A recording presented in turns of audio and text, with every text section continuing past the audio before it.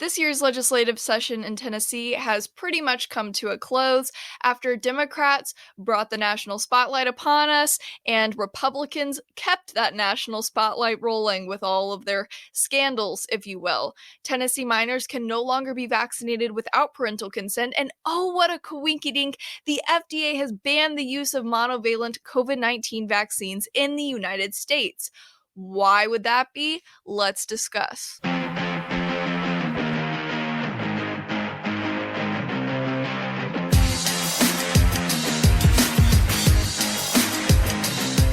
Warning, the following program contains critical thinking, honest opinions, viewpoints on culture that may seem conservative, and a positive view on absolute detestable things such as marriage and children.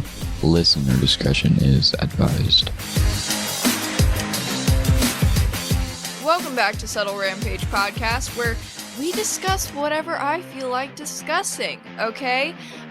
Typically, those are topics of a political nature, or a cultural nature. It just depends on, what's going on that week, what I feel like discussing, how much politics I can really take at the moment. But, yeah, so let's just get into it. Okay, I want to kind of start by giving a bit of an update on the Tennessee 3, if you are going with what the media has deemed them, the 3 Democrats, okay, who I think back in March, I don't know, the time goes by and I can't keep track of it, but yeah, so the 3 Tennessee Democrats that in March led gun control protests from the well of the House floor, disrupted the legislative session, all sorts of fun stuff in there. One of them sat on the podium, Democrat leadership had to come and yell at them before they would stop what they were doing, all that fun dramatic stuff. Anyways, that happened, and then Republican legislators brought bills to expel these Democrats. Now, they had their little hearings. They got to defend themselves as much as they were going to get to in the first place, I guess. Anyways, I've got the vote counts right here. Justin Jones of Nashville was expelled by a vote of 72 to 25. Representative Justin Pearson of Memphis, I believe, was expelled by a vote of 69 to 26. And Representative Gloria Johnson of Knoxville was, wait for it, not expelled. She was saved by 1 vote. Okay, and I just want to say this real quick, okay? Considering that the 2 representatives who were expelled were people of color, if you will. And the 1 Democrat who was not expelled is not a person of color, if you will. What do you think the media ran with on that one? Right after I found out about this, I was informing my parents of the situation, and my mom was immediately like, well, that was stupid. And I was like, I just feel like it's so obvious, why? I mean, obviously you can't, orchestrate it perfectly to where you know exactly what everyone's gonna vote, to the point where they knew that 2 of them would be expelled and the other one would be saved by 1 vote. I mean, maybe they did, but I don't think that they orchestrated that, but it's still just kind of oh, oops. So yeah, the media screamed racism, people screamed racism, everybody was like, oh my god, the Republicans in Tennessee are just as racist as ever. Those KKK members, oh my god. Lord bless their souls. Bless your heart. Whatever they say, I don't know. I don't really prefer to blame everything on racism, but that's just me. Anyways, I do think it's funny. There was that video circulating around, okay, of Representative Pearson, okay, during his college days before he had the afro thing going on. Personally, I prefer the afro. It's a better look for him. But anyways, in his college days, okay, he ran for student office, and there was this campaign video of him that came out, or that was circulating the internet, right? And it's him just standing there talking like a normal human being, as opposed to talking like Martin Luther King Jr. for no reason. But anyway, so he's talking like a normal human being, and he's up there and he's like, I just, I want to create a space for Democrats and Republicans and libertarians alike. We're going to come together on this. We're going to have bipartisan policy, like just like total like middle of the ground candidate, just like wanting to like work together with everybody. Cut to a few years later, this guy is on the House floor whining and crying and yelling, in the voice inflections of Martin Luther King Jr. and probably every black preacher in existence. But I'm just like, what is happening, sir? Like, you are literally, like, I do not believe that you are like this. Like, I feel like you're just, pandering to the left so that you can, I don't know, have an audience with the president, have an audience with the vice president, Kamala Harris. You know what it is? I think I got it, guys. Okay. I think Pearson and Jones and Johnson, like, they just really, really wanted to know, like, they wanted to be able to talk to Kamala Harris in person to really get down to the depths of why she is so in love with Venn diagrams.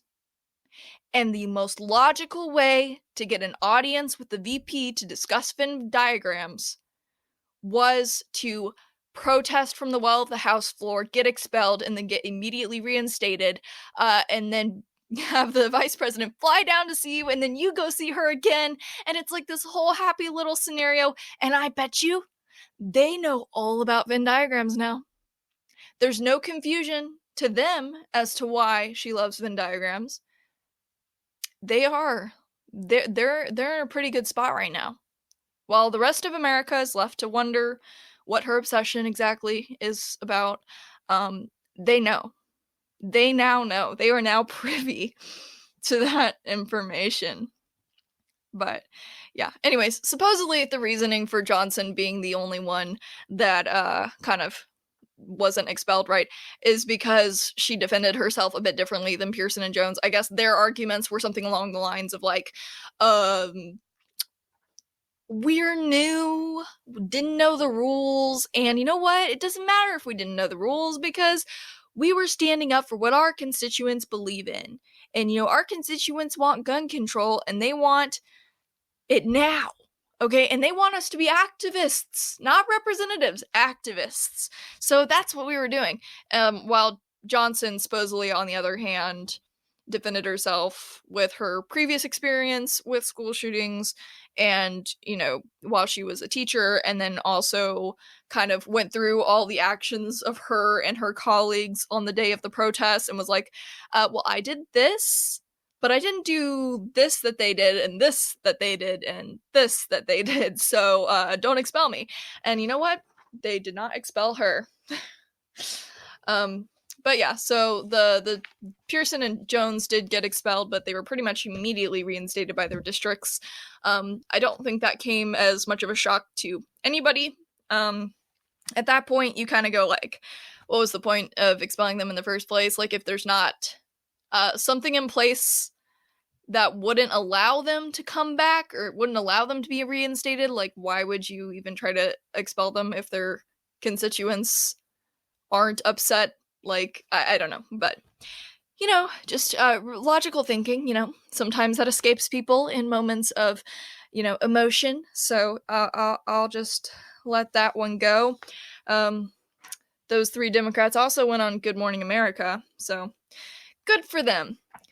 Good for them, okay? They are just jet setting to the top for their political careers. Like, yeah. On the other hand, their little national spotlight that they kind of brought down on Tennessee had people kind of nitpicking and investigating and looking for flaws in the Republican Party too, right? And, of course there are some. Of course there's going to be some sort of scandal. Like, you don't have to look very far when it comes to politicians to find something that's questionable. You don't. Anyways, House Speaker Sexton, whether you like the guy or not, he's been under speculation for whether or not he actually lives in his own district. People are like, actually, it looks like he's got a house in Nashville. Not a few hours away in Crossville, but a house 6 miles away from the capital in Nashville. There was like this big investigation-ish by Popular Information. It's a newsletter out there if you want to look it up. Anyways, pretty much giving their own version of evidence as to why they believe that Sexton does not live in his own district. And for the record, if you do not live in your district, if you do not reside in your district, you're kind of illegally representing your district. But I don't know if anybody really cares. Like, I don't know if, outside of those who really dislike Sexton, I don't think there's anybody who really cares where he lives. I think they care more about what he stands for. They're like, I've seen a lot of comments being like, who cares if he lives in Crossville or Nashville? The point is, he's not voting the way that we are asking him to vote. So even if he lived in Nashville, if he was voting the way that his constituents are asking him to vote, okay, great. But he's not voting the way we want him to vote, so we're not happy either way. And, I think that's kind of the biggest issue. It's just, if you are bothered by the fact that he doesn't live in where he claims to live enough to, like, prove it, then you could possibly get different representation for your district sooner, because he would have to not have that seat anymore, right? So, I don't know. I honestly don't think people will care enough to really dig into that any further. I mean, some people on the left might, but you know how the news cycle is. Things kind of get, like, dug up and then, like, aren't even talked about, like, 2 weeks later, 3 weeks later, depending on the situation, of course. But, I mean, things die down pretty quick. It's a 24, 72 hour, something along those lines, somewhere in between there, news cycle, okay? If you, wait a week before you post an article on a situation, people are like, you're a little late to this. You know that, like, the New York Times covered this, like, a week and a half ago, or they'll get exact. They'll be like, the New York Times and the Washington Post, like, here's their articles. They covered this, like, exactly at 9:51 on April 1st. I don't know why you had the audacity to write from a different perspective, because, you didn't do it in enough time. I just think it's funny. I'm just kind of like, dude, if we were, like, not in, like, a social media age, people would, like, if we were, like, before computers, before the internet, you probably wouldn't even hear half the things you hear. And you would hear it way later than you ever hear anything now. And so I just think it's funny when people get upset by that. I'm just like, okay, how dare the news not come to you in your preferred block of time? But that's just life, guys. That's just life, right? The other Republican scandal that I wanted to mention, Representative Scotty Campbell, everybody. I don't remember where the dude lives. I think it's East Tennessee, but I don't know much about the guy. All I know is that he was accused of sexual misconduct in the workplace with one, possibly two female interns. They went to the ethics board, or the ethics committee, in the legislature with their concerns. And so the ethics committee, or a subcommittee of the ethics people, they had a little meeting and found Scotty Campbell in violation of the legislature's workplace harassment, policy. And so, yeah, they can't take disciplinary action. I'm pretty sure that's left up to leadership. But yeah, all they can do is write a little letter with their findings and kind of just put it in the relevant legislature or relevant legislators' personnel file. So that's the most that they can do. So they did that, and then it didn't come out till like almost a month later. Okay, it was the last week of the legislative session, I'm pretty sure, something like that. And Nashville Channel 5 News or something was the first one to crack the story. They cracked the story a couple hours later. Scotty Campbell, he gave Speaker Sexton his resignation letter, which said immediate resignation, and he did not go back to his seat that day. He was just gone. So, yeah, his district's gonna have to have a special election. He has not been in office that long, so should be fun for them. Oops. On his part. I don't know if the allegations are true. He was found in violation of them, but, you never know. Especially since it's not like that's like a court of law where they're really digging into it. They have kind of one little session and pretty much be like, okay, this is what we decided. Anyways, supposedly, he was renting an apartment in the same apartment complex as one of the interns, which is not weird at all. I've seen some people comment online about how, well, isn't that just kind of weird that they were in the same complex? And I'm just kind of like, no. All these people, like all these representatives, all these senators, all of these interns and staff who do not live in Nashville year-round, they come out for the legislative session and they rent hotel rooms or they rent apartments. Some places discount for the legislative session because they know that they're gonna have like a tenant for that long. But yeah, so anyways, it's not weird that they had apartments in the same apartment building. It's not. It was like right near the Capitol, so it makes perfect sense. They just had convenient housing. I guess there was some comments and actions made off of Capitol premises, like at the apartment building, that really made this intern and possibly another intern extremely uncomfortable. I'm not going to go into those because I don't know if they're accurate. I don't know if these allegations are true, but yeah. So if they are true, I don't understand what is actually wrong with people. Because it's like you have the moral side of it. It's like it's fairly obviously wrong to put people in certain situations and to do certain things to people. It's just wrong. And then you have like the just like what even side of things where it's kind of like, dude, like even like if you're not gonna be a decent person, at least be smart. And I don't mean smart in the way of hiding it or covering it up. I mean smart in the way of like, I don't know, not doing it.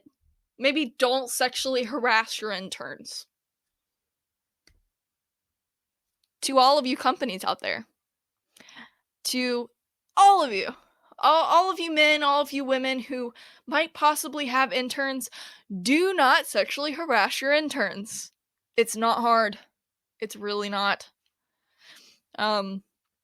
Personally, I've had very little like good experience with male management in the workplace, but the one time that I was under like male management as an intern, that man that I worked for, respect. Okay? Because that was the first guy that I had worked under who knew boundaries and did not make me uncomfortable, did not make me cry, did not make me feel like, is this okay? Like, did not weird me out. Was just a normal person, kept all like weird personal information to himself, okay? It was very much work, okay, but he was still a kind person. Like, I'm just like, it's really not that hard. Especially to you guys out there. Or to you women out there as well, because I know some of you women make guys uncomfortable in the workplace too. Especially if you have children. If you have a daughter yourself, or if you have a son yourself, would you want them to be treated the way that you're treating somebody else's kid in the workplace? Like, just think about it for a second. Just think about it. Okay? Because there's a lot of things that I have seen other people experience in the workplace or as interns, or that I personally experienced, where I'm like, if I was my own kid, okay, or if that other person was my kid, you better believe I am slapping somebody today. Like, that's what I like. I'm not one to advocate physical violence. Okay, I think we can work things out with our words, preferably well thought out words, not screaming words. But like, somebody's getting slapped. Okay, if somebody treats my daughter or my son like that in the workplace, especially as a young person, no, thank you.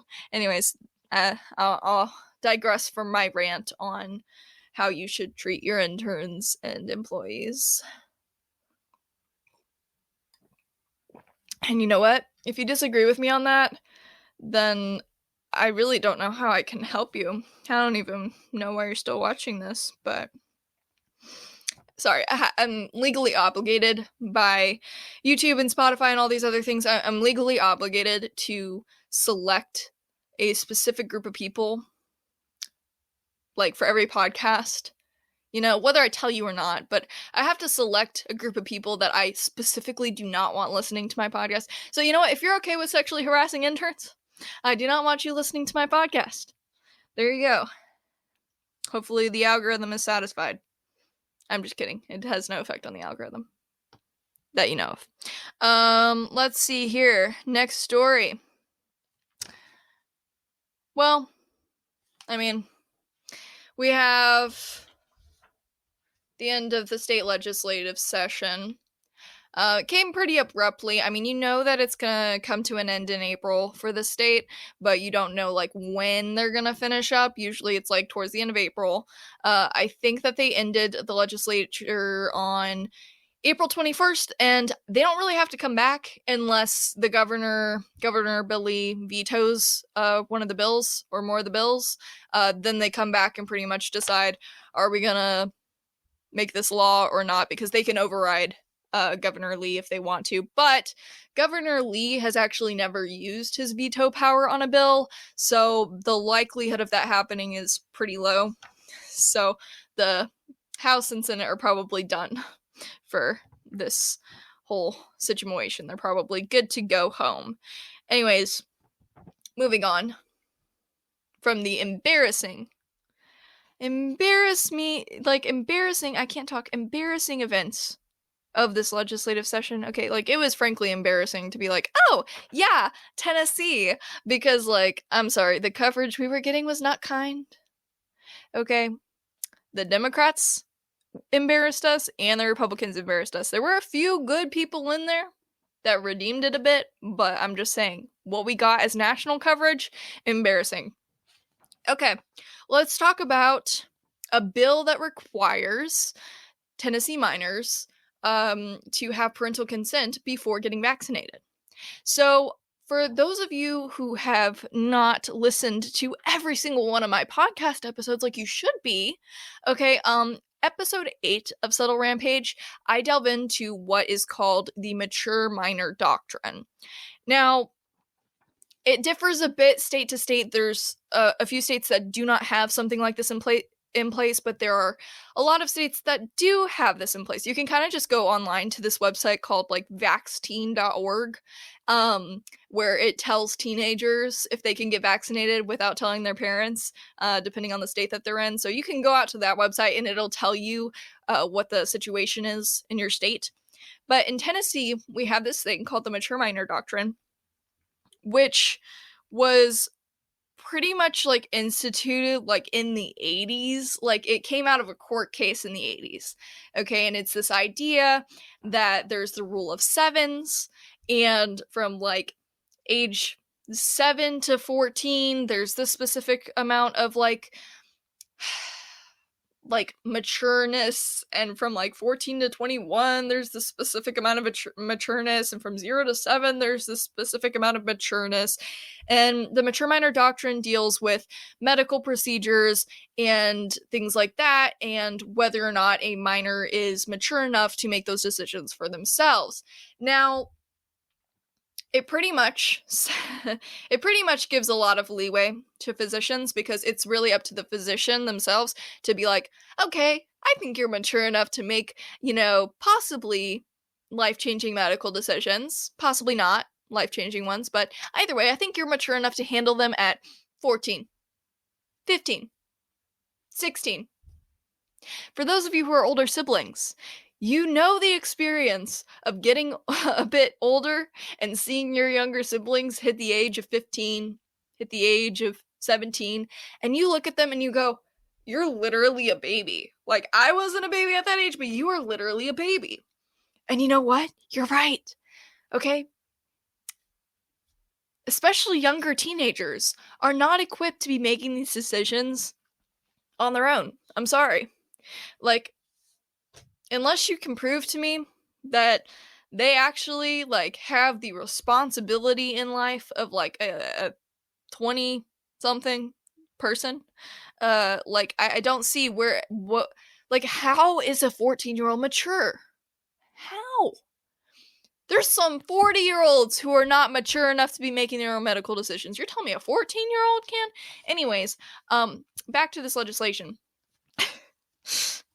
So, Representative John Reagan and Senator Janice Bowling, from what I've seen of Janice Bowling, I like her, okay? She's a little bit of a feisty old woman, and she's usually, like, not off on what she's saying. I like her. She's brought several bills this year dealing with vaccines and dealing with parental rights and stuff like that. I like her a bit. So anyways, her and Representative John Reagan brought House Bill 1380 and Senate Bill 1111, also known as the Mature Minor Doctrine Clarification Act, which counteracts Tennessee's Mature Minor Doctrine on the vaccine front specifically, because under the doctrine, okay, minors can get vaccinated without their parents' approval, which is what kind of brought the Mature Minor Doctrine to people's attention a couple years ago when there was all this stuff with the COVID vaccine, and Dr. Michelle Fiskus is her name, I believe, the Tennessee Health Department's, like, head vaccine official, she pretty much sent out a memo to healthcare providers being like, hey guys, don't forget we have the Mature Minor Doctrine in this state, and you can vaccinate everybody who's a minor without telling their parents, as long as you say that they're mature. And then parents came across it and were not happy. So she got fired. Oops. Tough. Life is tough. Maybe think before you say things and do things. Think about the long-term ramifications of those actions. Anyways, especially in in Tennessee? You're gonna say that in Tennessee? You think parents in Tennessee are okay with that? Right.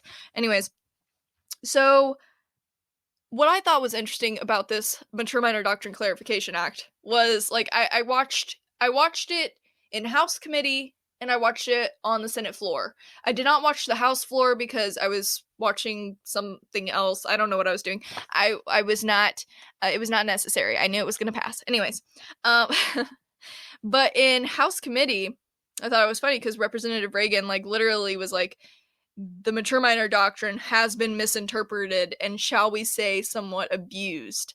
And I was like, oh, say that again. And then on the Senate floor, Senator Janice Bowling, she said something that I hadn't quite heard at that point. She said that the doctrine had been a misrepresentation for quite a while, and the bill that she was bringing just recognizes the fact that the Mature Minor Doctrine was a judicial tort doctrine. Now, I, like, when I heard her say that, right, okay, I had to look it up because I was like, did she say tort? Like, I was convinced that she was saying, or trying to say court, and I was just hearing it wrong and was possibly losing my ability to hear, but I was not wrong. She was saying tort. So, pretty much, according to Bowling, the Mature Minor Doctrine is supposed to be used in court. it's not supposed to be used, like it's not supposed to be taken advantage of, I guess you would say. Like physicians are not supposed to like just pin up the mature minor doctrine, put it in a frame and hang it on the wall in their office so that every time a 15-year-old or a 16-year-old walks through the door, they can be like, hey, by the way, you can do things without parental consent. Ha. Because I think you're mature. It's not for that. Okay, it's so that, say, there is a situation in which a minor comes in, receives medical care or a medical treatment, and whatever the circumstances were, the physician, thought it needed to happen right then, and couldn't wait, or actually made the conscious decision, like, okay, well, your parents aren't here, I think you're mature enough, whatever it was, okay, say that happened, and then that minor's parent finds out about it, and is like, I didn't consent to that, I'm not okay with this, I'm taking you to court. In that case, the mature minor doctrine would be applicable because the court would look at the age of the minor in question and would look at the mature minor doctrine, which goes by the rule of sevens, and they would classify that minor as whichever phase of maturity could possibly be given to them, right?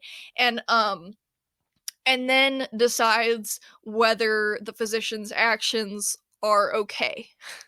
Like that's what it's supposedly for, which I thought was interesting because I had not heard that before. I hadn't heard of tort doctrine, because I'm not super into legalese. I mean, I am familiar enough with certain terms that I can read through legislation and understand it for the most part, but there's a lot that I don't understand, and tort doctrine was one of them until I heard Janice Bowling say it on the Senate floor. Anyways, so I just thought that was extremely interesting. It passed on the Senate floor with a 21-6 vote, and it passed with a majority vote in the House as well. So that's cool. I know there were some of you homeschool moms that listened to my Mature Minor Doctrine episode a few months ago and came to me and were like, that is concerning. Yeah, it is concerning, and now that part of it is a little bit better. Now the vaccine stuff, okay, that's fixed. So that's good. All good things. All good things. Now, let's see here. The FDA vaccine announcement. Now, let's go ahead and take a look-see at what their official news release said. So it says the U.S. Food and Drug Administration has amended the emergency use authorizations of the Moderna and Pfizer BioNTech COVID-19 bivalent mRNA vaccines to simplify the vaccination schedule for most individuals. This action includes authorizing the current bivalent vaccines, original and Omicron, to be used for all doses administered to individuals 6 months of age and older, including for an additional dose or doses for certain populations. The monovalent Moderna and Pfizer BioNTech COVID-19 vaccines are no longer authorized for use in the United States. So, we love that, guys. We love that, guys, don't we? I initially saw this announcement through somebody's repost of a Twitter, a tweet. I don't use Twitter very often.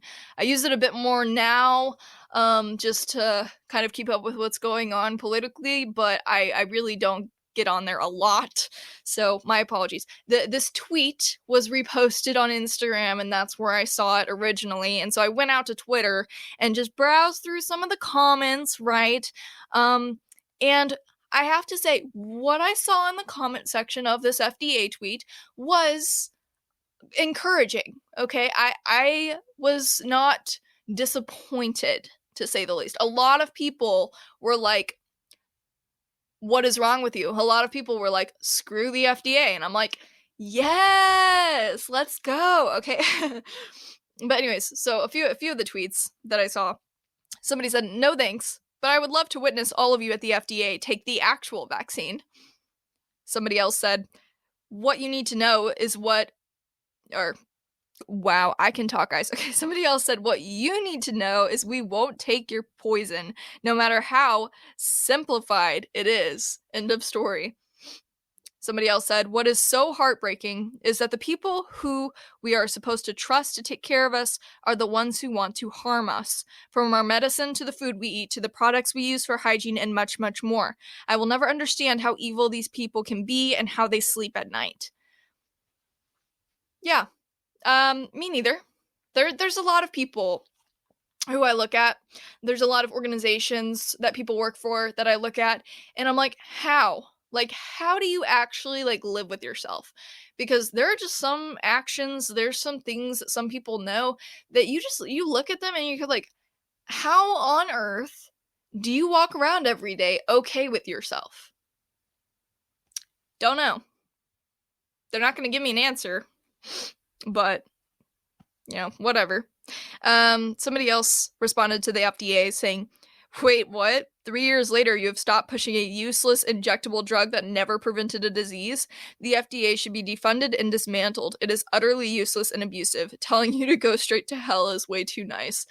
Now, this person is not alone in the fact that they only read the part where the FDA banned certain COVID-19 vaccines.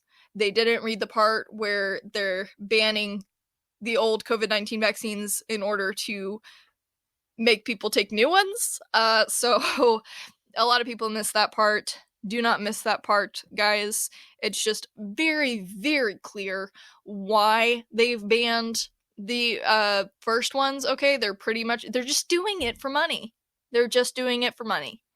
And if you can look at the way that the CDC, the way that the FDA, the way that the pharmaceutical companies, the way that the COVID-19 vaccine was literally advertised and all of that stuff, that if you can look at all of that and go, yeah, makes sense. Nothing fishy here. Nothing out of the ordinary here. Then I don't know how you function in life, because that makes absolutely no sense to me. It is very clear that they did this for control and for money. Depending on who they were, it could have been both. And if you can't see that, I don't know how to make you see that. It's right there in your face. It really is. Somebody else said, "Hey, FDA, here's my entire COVID vaccination schedule," and it's just a little, no symbol. Which is, a juvenile joke, but it is valid. Somebody else said, is this tweet sponsored by Pfizer? And then another person said, you sound very boosted. And you know what? Whoever you are, I can guarantee you that the FDA, like the big people in the FDA at the very least, are not. Like, they were injecting themselves with saline like their life depended on it, which it probably did. So, yeah. So, another person said, I was terminated from healthcare for vaccines that don't even work. And now, a year and a half later, I'm still out of a job, and you're scrapping the vaccines I was told to get, or else the bivalent's not going to work either. And see, this is the thing that, people, this is the thing that frustrates me, okay? I feel like for people who aren't, on Twitter or aren't keeping up with the news cycle, or, I don't know what it's like in more left-leaning cities. I don't know. I've never been to New York City. Okay, I don't know what it's like up there. I don't know what it's like in Portland, Oregon. Okay, I don't know what it's like in California. I'm not personally there. But in general, I feel like there are a lot of people in the United States that are able and have been able for a little bit now to live life without hearing COVID stuff every day, without having to talk about COVID stuff every day, without always seeing people wearing masks, without always seeing like 6 feet apart signs. Like, a lot of people have been able to adjust back to the way that they were living before. And while I am happy about that, believe me, I did not like that, obviously. I think the problem with it is that when in a lot of areas it just started getting back to normal. Like, I feel like people very quickly lost their passion, lost that frustration, lost that anger that they were feeling, which is probably why they started to become more lax, like why the government started to kind of let things slide, is because they could sense that the American people were getting angry, were upset. And even the ones that weren't angry or upset about it were not doing well for the most part mentally, you know? So I I just think that, you know, we're forgetting what it was like a little bit too quickly. And if we forget what we allowed to happen, if we forget how the government acted, if we forget how we allowed private businesses to act, if we forget this stuff, if we forget that, you know, the COVID vaccine came out and pilots with certain airlines were forced to get the COVID vaccine and can never fly again because they developed blood clots and are not allowed to fly. Like, you know, if we're just gonna forget that, like, I don't know what it, we're allowing it to be something that can just happen again. We're letting the government just get off scot-free. We're saying, oh, well, we know the pharmaceutical companies were taking advantage of us. We know that we shouldn't have been fired from our jobs for not taking this vaccine. We know that people should not have been required to take this vaccine to stay in the military who is supposed to protect our freedom. Like, we know all these things. We know that we got taken advantage of, that we got screwed, that we were messed with as a people, that we were manipulated and controlled as a people. But if we, like, kind of just sit back and are like, oh, okay, well, it's fine now. They're not doing it now. Like, where's the consequences? Where's the, like, you know, checks and balances? What's preventing it from happening again? I'm just saying, like, you can't, don't just lose sight of what you actually experienced or what you actually saw other people experience during all the lockdowns and the mask mandates and the vaccine mandates and all of this stuff. Don't. I know the only thing you might see is the occasional, like, virtue signaling Democrat walking around with a mask, okay, taking it off to eat 2 feet away from somebody. Okay, I know that might be all that you see of COVID now, but, like, I just don't think that we should be allowing ourselves to just move on as quickly as people are, because there are people who have lost their jobs. There's people who, you know, lost their education. There's people who lost family members because of disagreements over the issue. There's people who lost their communities, their places of worship, like, you know, for a multitude of reasons. And, you know, those are big changes. Those are big effects for a virus that was ultimately not too terribly deadly. And you can get upset with me all day long, but I mean, Fauci himself was like, well, like, the flu was practically non-existent. That's crazy. And I'm like, I'm not a scientist. I'm not, like, world-renowned, like, data analyst or anything, but, like, if you've got two viruses, okay, and they're kind of, like, similar, to the point where you group them together in your initial, like, data tables, okay? You can't find that anymore. They've separated it since. But they initially were reporting COVID deaths in the same category as flu and pneumonia deaths, okay? Can we remember that for a second? And they were using that number of all three, saying it was only COVID.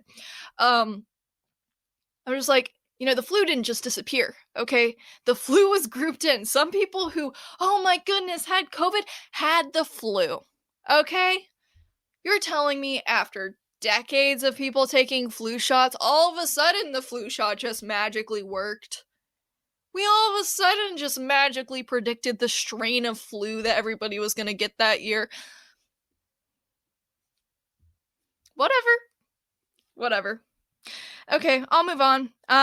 There was also a different breed of comments in here. Mostly people confused about the fact that they're authorizing these, new vaccines. There was just a lot of confusion. People were like, the COVID emergency is over.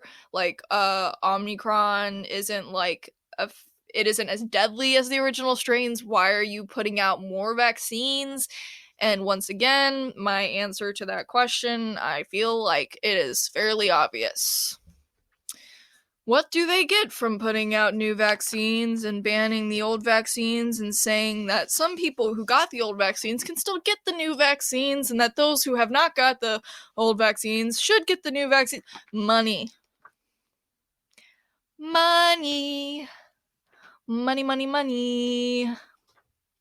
But yeah. Anyways, that's my little update for you this week. That's all I've got to talk about.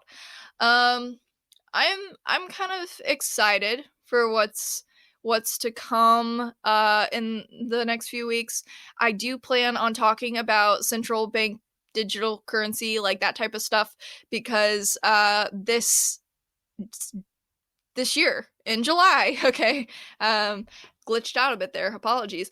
In July, FedNow, the federal government's online sort of payment service is how they're advertising it, like Venmo or PayPal or Zelle. Okay, it's FedNow is going to be released, and whatever banks want to opt in, okay, as if they're gonna give people a choice, if they really want banks to opt in, the banks will opt in. I can talk. Actually, you know what? I keep saying I can talk. I cannot talk, as evident by this episode. But you will survive, because I think you get what I'm saying.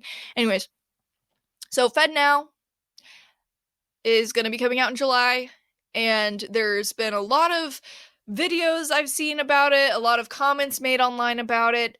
Several fact checkers have been coming out being like, this has nothing to do with digital currency, like all this stuff. So I'm looking into that, kind of formulating some opinions, and hopefully we'll be able to do an episode on that sometime soon. Anyways, I appreciate you tuning into this episode of Subtle Rampage. I do. Even if it was just because you needed something to fall asleep to, or, something to clean to, or if it was because, you actually were able to learn something new or hear about a story you hadn't heard about yet. Either way, thank you for listening, and don't forget to follow the podcast at Subtle Rampage Podcast on Facebook and Instagram. I'm not much for social media, I'll be honest with you, I kind of suck at it, but I do try to post whenever I drop a new episode, and YouTube notifications and Spotify notifications, stuff like that, is not always reliable. So if you want to make sure that you don't miss out on any content, then you can follow me on those platforms. I'll be back next week with another podcast episode, and I'll see you then. Bye-bye.